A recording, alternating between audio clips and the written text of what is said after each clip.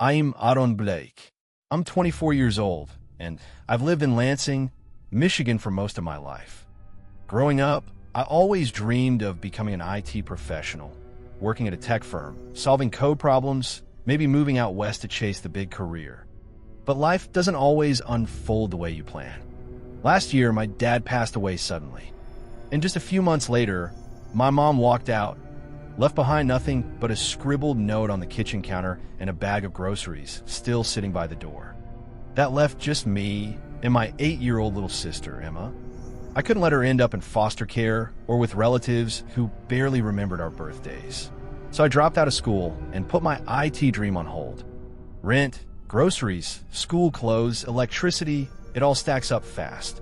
I picked up a job delivering pizzas for a small place called Dino's, right off Cedar Street. It's not much, but it pays just enough to keep us afloat.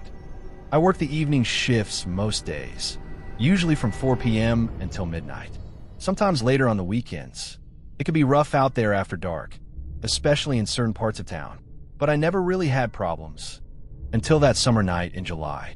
It started like any other Thursday evening. Muggy, the kind of Michigan heat that clings to your skin long after the sun goes down. Orders were steady. And around 9 p.m., we got a call for 2 large pepperoni pizzas and a side of wings. The address was on a quiet street near old downtown Lansing. Lots of tall trees, older homes, fewer streetlights than you'd like. I didn't think much of it. Wrote it down, loaded the car, and hit the road. The drive was about 10 minutes. But when I got there, something felt wrong. The house was almost completely dark. Only a dim porch light flickered, barely casting any light. I stepped onto the creaky front step and knocked. No answer. I knocked again, calling out, "Pizza delivery." A few seconds passed, and then I heard a muffled voice behind the door. "Be right there." The voice was raspy, low, like the man had been pacing or out of breath. The door creaked open, but only halfway. A tall, lean guy in a gray hoodie looked at me through the screen door. He never made full eye contact. He didn't open the main door all the way either, just slid his arm through the gap and handed me a crumpled wad of bills. Then he took the pizza bag with one hand, gave a short nod, and shut the door fast. His face stayed mostly hidden under the hood, but I caught a glimpse of dark stubble and tired, sunken eyes. Then I heard the click of a chain lock sliding into place. It sent a chill through me. I went back to Dino's, finished the rest of my shift, and tried to brush it off. The next night, Friday, another order came in from that same address. Same exact order too. 2 pepperoni pizzas, wings on the side. My coworker joked, "Guess you made a fan last night." I laughed it off and took the order, but I had that sinking feeling again. This time, the house was even darker. No porch light, just a faint bluish glow through the blinds, probably a TV. I knocked. Same man, same routine. Opened the screen door just an inch. Handed me the cash, this time exact change, then shut the door without a word. That whole interaction lasted maybe 15 seconds, but something about it gnawed at me. When I got back to the shop and counted tips, I noticed he'd slipped me an extra 20. I hadn't even seen him do it. That weekend, things got weirder. I started feeling like someone was watching me when I was out delivering. Every now and then, I'd spot a gray hoodie in my rearview mirror.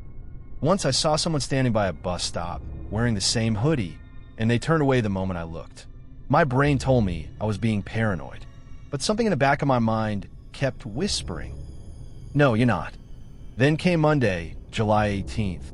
I started my shift like usual. Around 10 p.m., the phone rang. Another delivery to the same address. Same order. Again. At this point, that knot in my stomach was undeniable. I thought about asking someone else to take it, but we were short-staffed. So I went.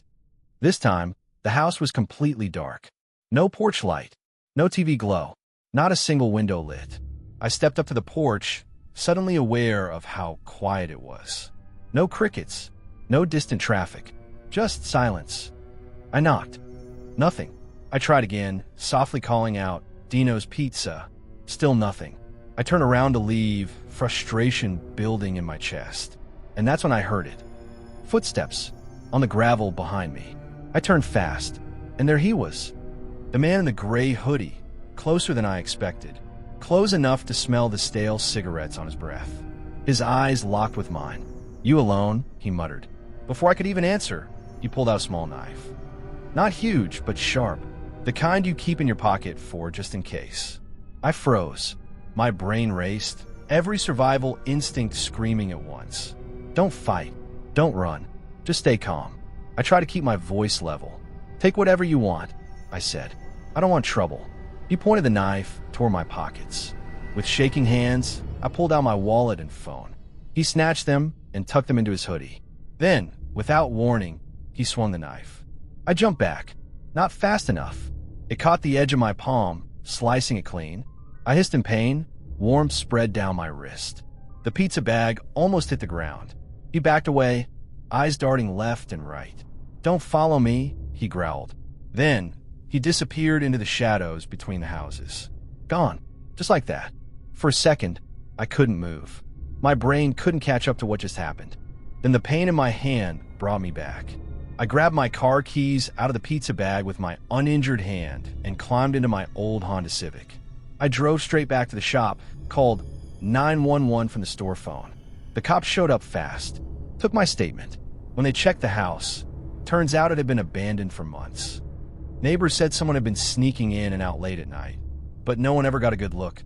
I ended up needing 5 stitches in my palm. Could have been worse, but they never caught the guy. I replaced my phone, canceled my cards. But the fear, the sense of being hunted that stuck around. I kept wondering how he got our number in the first place. Was he placing fake orders just to wait for the right moment?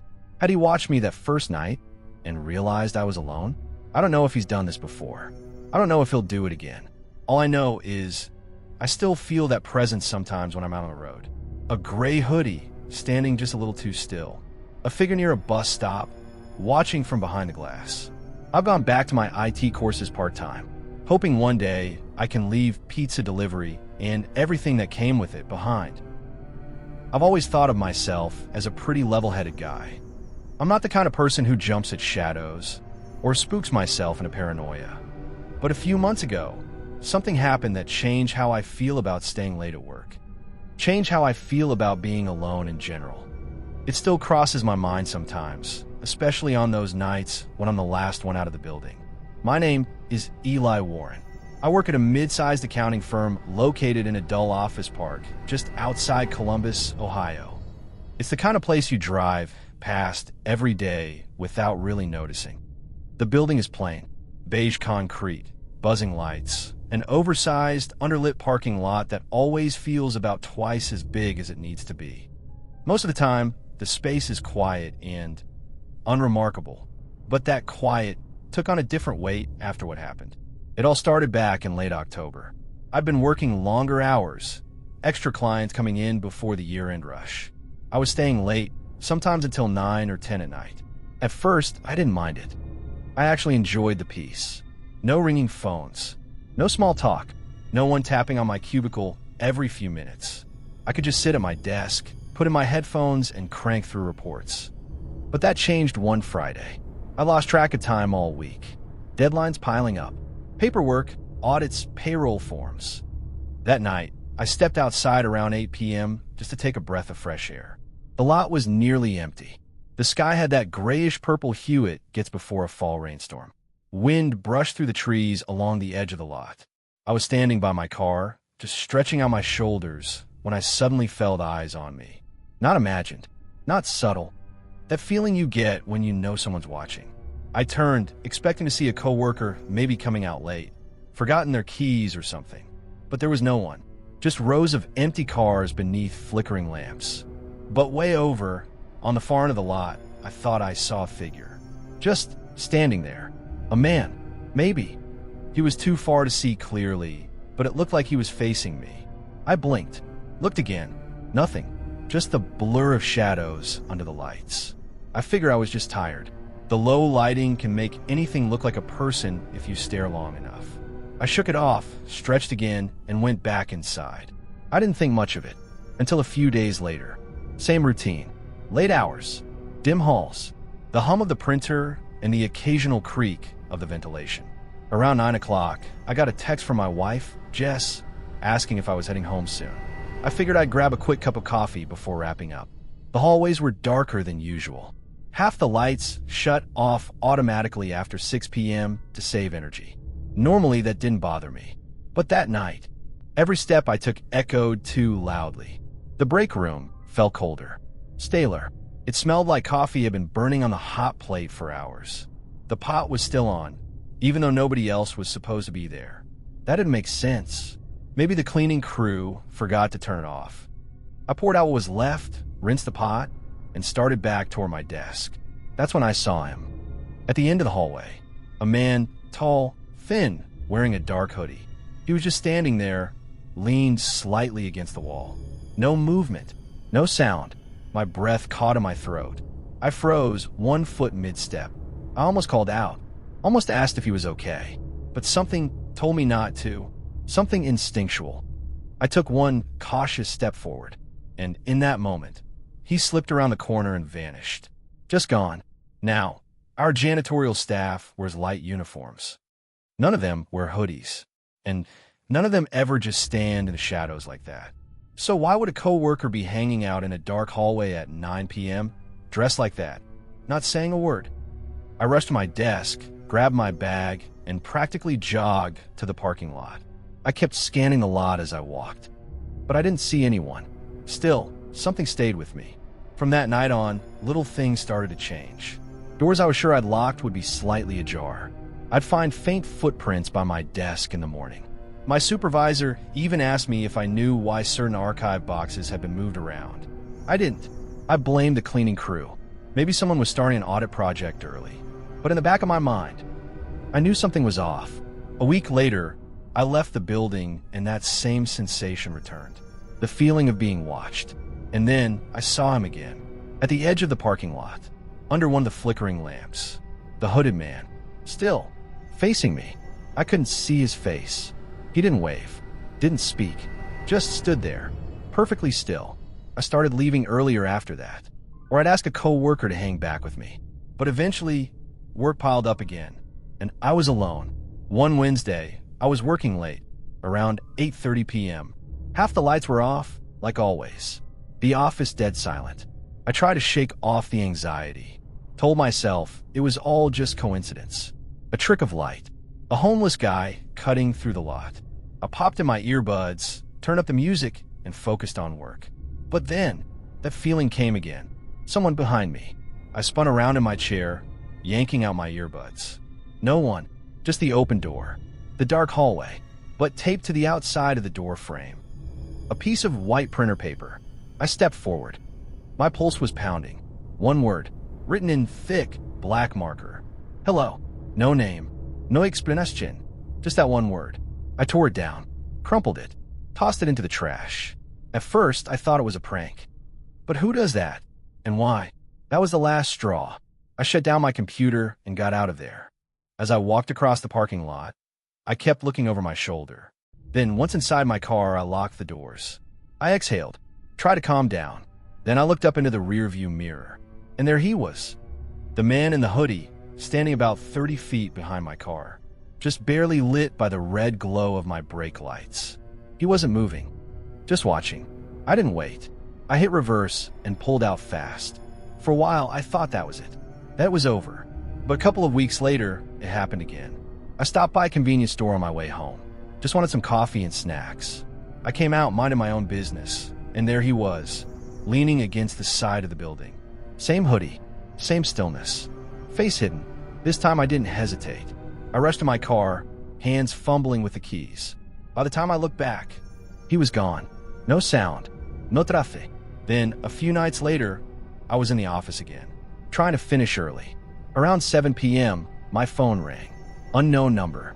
Normally, I'd ignore it, but I answered. Nothing. No voice. Just a faint, crackling static. I said hello a few times, but no reply. Then, the call disconnected. Something about it made my skin crawl. The way the static buzzed, like someone was there. Listening, not saying anything. Just there. That was enough.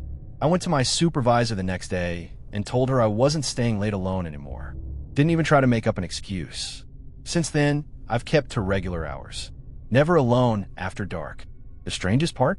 No one else has ever seen him. No reports. Just me. Like I was chosen for something. And I still don't know why. My name is Derek Morrow. I live in Cleveland, Ohio, and I work as a systems analyst for a marketing firm downtown. I'm also a single father to my 6-year-old daughter, Lana. Balancing work and parenting hasn't been easy, especially since her mother left the picture nearly 2 years ago. Recently, my supervisor agreed to let me work the late shift from home. It's been a blessing. It means I can spend the evenings with Lana, help her with homework, get her fed, tuck her into bed before logging back on to finish projects into the early morning hours.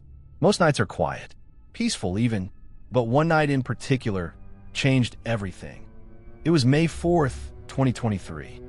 I was seated at my bedroom desk, surrounded by soft light from a small lamp, my laptop humming as I worked on a deadline due the next morning. Lana had fallen asleep around 8:30 p.m., her small bed just a few feet from my desk. She was curled up under her favorite fleece blanket, a little stuffed dog clutched to her chest. I remember glancing at the clock. It was nearly 11 p.m. when I heard the first knock at the front door. It wasn't timid. It was loud, firm, and it didn't stop. At first, I thought maybe it was a neighbor or a package courier who'd gotten severely lost. But who delivers anything at that hour? The knocking grew more urgent. I instinctively checked my phone and pulled up the doorbell camera app. A young woman, late teens, maybe early 20s, stood on the porch. She looked terrified, shivering, glancing behind her like she was being hunted. I tapped the mic and asked, "Are you all right?" Her response was nearly a whisper. She said someone had been following her for several blocks, that she was scared and didn't know where else to go. There was something about the way she said it, genuine panic in her voice, that stirred something deep in me. The need to protect. I hurried downstairs, peered through the peephole. She stood there alone, pale, disoriented, clutching herself tightly as if trying to hold her fear. I opened the door a few inches, just enough to speak, but she practically collapsed forward, stumbling into the entryway like her legs couldn't hold her any longer. I locked the door behind us and tried to keep calm. I didn't want to wake Lana. The girl looked exhausted, her breathing shallow and quick, like she'd been running for miles. I guided her to the living room and offered her water, but she refused. Her eyes stayed fixed on the door, almost like she expected it to burst open at any second. Before I could ask her anything else, there was another knock. No, more like pounding. Hard. Violent. I grabbed my phone and switched back to the doorbell feed. 3 figures stood outside, all men, all wearing dark hooded jackets. One stepped forward and said something to the camera. "We just need directions, man. Open up." I felt a shiver climb my spine. The girl behind me trembled harder. "That's them," she whispered. "They followed me. Don't let them in." I hesitated. Everything about this situation felt wrong. I responded through the mic, keeping my voice calm. "You need to leave right now. I'm calling the police." One of the men stepped closer. "Open the door," he snapped. When I didn't answer, he slammed his fist against the wood again and again. I was about to dial 911 when, crack, a sharp, blinding pain struck the back of my head. Everything blurred. My phone slipped from my hand and hit the floor, screen spinning wildly. I collapsed, vision flickering as I tried to process what had just happened. The girl. She'd hit me with a heavy glass from the side table. I tried to speak, but my mouth wouldn't form words. I heard the door creak open, then darkness. When I came to, the room was silent. Too silent. I sat up slowly. My head throbbed with every beat of my heart. The living room was wrecked. Couch cushions thrown, drawers yanked open. The front door stood ajar, cool night air drifting in. Panic surged through me. "Lana." I stumbled up the stairs, nearly tripping over a fallen lamp on the steps. My chest felt tight, like every breath had to fight its way out. But when I opened her bedroom door, she was there, still in bed, still safe. I dropped to my knees beside her and gently shook her awake. Her eyes opened slowly, confused. "Daddy, I'm here," I said, my voice shaking. "You're okay." I checked her over. No bruises, no scratches. Just a sleepy, startled girl wondering why her dad looked like he'd just escaped a war zone. I called the police immediately. They arrived quickly. Flashing lights painted the living room in bursts of red and blue. Officers moved room to room, clearing every corner. But it was too late. The girl and the 3 men were gone. Several items were missing. My laptop, Lana's tablet, headphones, some small electronics. They had ransacked my desk drawers too, probably looking for cash or important documents. An officer took my statement when I described the young woman, the way she had seemed desperate and afraid. One of the officers exchanged a glance with his partner. He told me something I'll never forget. This wasn't new. It was a tactic being used in parts of Cleveland. Someone, usually a woman or teenager, would appear vulnerable and ask for help. Once they were inside the home, their accomplices would arrive soon after, and then they'd rob the place. Sometimes violently, sometimes, like in my case, just enough to knock the homeowner down long enough to get what they came for. They said no one had been seriously hurt so far, but each time, the criminals vanished before police arrived. The girl's identity? Unknown. Every time the phone rang that week, I hoped it was an update, that maybe they found her, or one of the men, but they never did. And now I live with the knowledge that my attempt to help a stranger put my daughter in danger. It eats at me. If I'd waited, if I questioned her more, if I'd taken one more minute to think, would they have gotten in? Would any of it have happened? Lana is safe. And for that, I'm grateful. But I'll never answer the door the same way again. Not after that night.